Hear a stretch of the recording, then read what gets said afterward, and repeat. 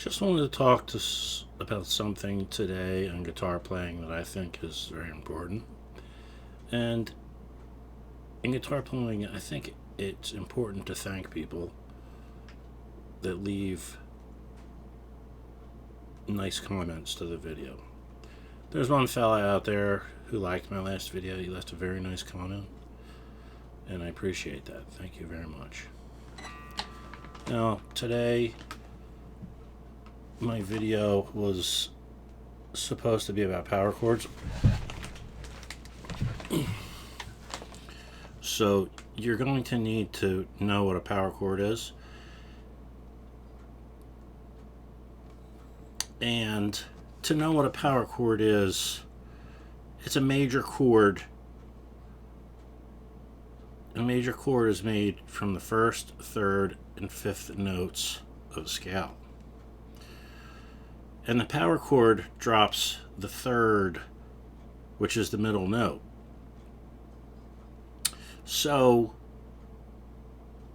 for example, you can play an E power chord. A lot of times, musical notation, it's shown as E5. That's because the major chord is comprised of 1, 3, 5 in the scale.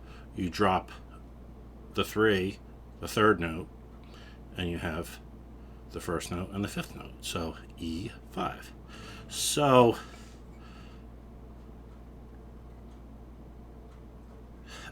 you should know that your first string is an E. And it's somewhat difficult to show, but right here there's two notes. This would be an E power chord. In musical notation, it may be written as E5. So, being that it's only two notes, you may think, and it's reasonable to say that there's three notes in a chord. I think that's reasonable. But today, this is about two notes. So we have an E, and this is in the key of E major.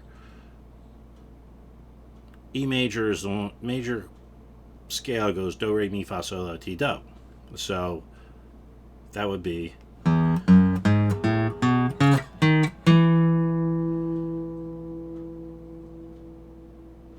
so we go 1 is E, 2, 3, 4, 5. So there's the fifth note. So your E5, E power chord is.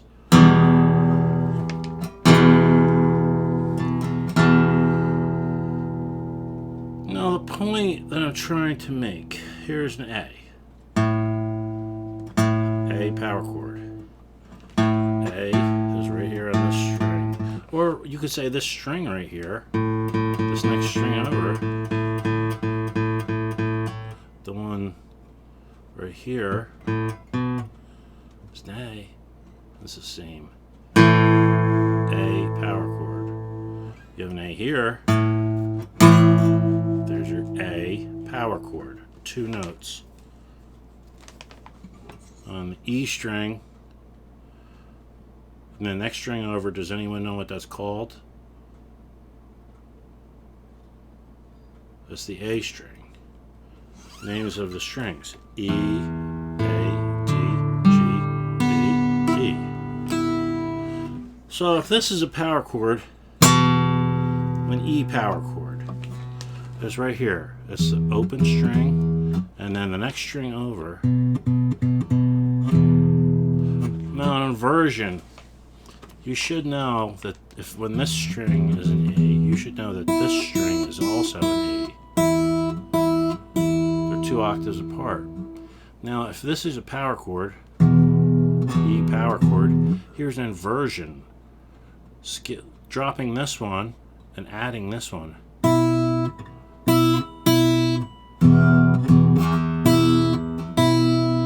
be an inversion of a chord. That brings me to my point of my video, and it has to do with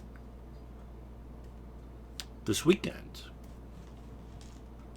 They're going to be playing 1000 Greatest Rock Songs countdowns over the holiday weekend.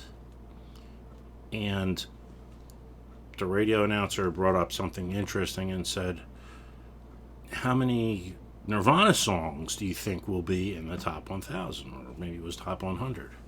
And I was like, Kurt Cobain, Nirvana. Well, and then I started to think for a little while there, and Kurt Cobain actually does have he's giving credit with what is known as the inverted power chord, which is interesting. So the power chord that I play, like I was saying, generally right here, that's an E power chord. Let's go into a tune.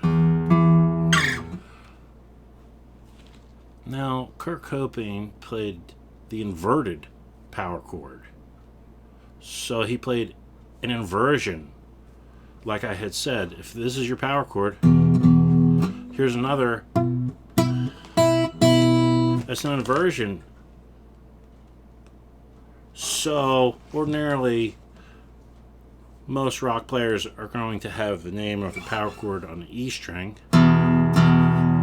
That's your first string, so E. There's an E power chord. Here's a G power chord. Here's an A power chord. There's a B power chord. A C power chord. D. Ooh, that doesn't sound that good.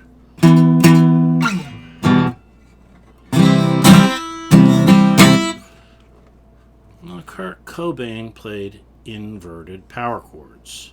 He is given credit for that. And the name of his power chord does not come off the first string. It comes off the second string. Okay, this is an A string. And instead of using his pointer and ring finger, he uses his one finger.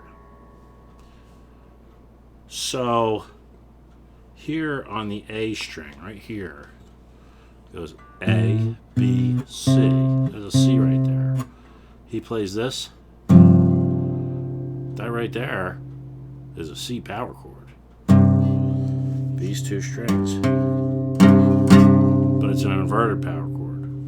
Just like this right here. This is the A string. That's an A power chord. Here's an A power chord.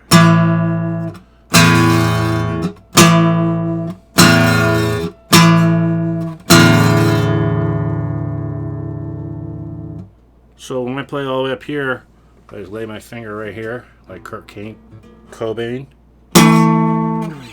It's an A power chord. It should sound just like this.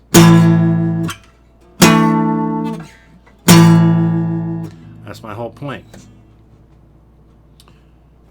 Every time I hear Nirvana, I go, But Kurt Cobain is given credit to being the one using the inverted power chord.